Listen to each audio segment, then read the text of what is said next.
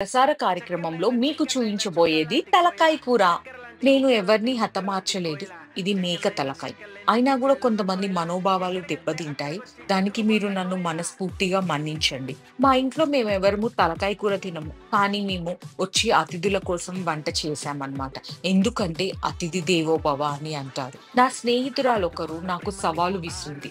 నీ ప్రసార కార్యక్రమం అంతా ఒక్క ఆంగ్ల పదం లేకుండా మన మాతృభాషలోనే చేయాలని.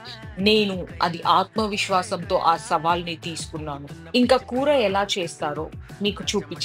ముందుగా తలకాయని చాలా శుభ్రంగా 3 లేదా 4 సార్లు కడగాలి. తలకాయ అయినా, బోటి అయినా, చేపలైనా కడగడంలోనే ఉంటది. దురగంధ వాసన పోయేలా శుభ్రపరచుకోవాలి. ఏ మాంసాహారమైనా వాసన లేకుండా మంచిగా శుభ్రపరచుకోవాలి. ఇప్పుడు చూడండి మా అమ్మగారు ఎలా శుభ్రపరుస్తున్నారో. ఆ తలకాయకి, కాళ్ళకి అలా నల్లగా వస్తదనమాట. ఎందుకంటే దాన్ని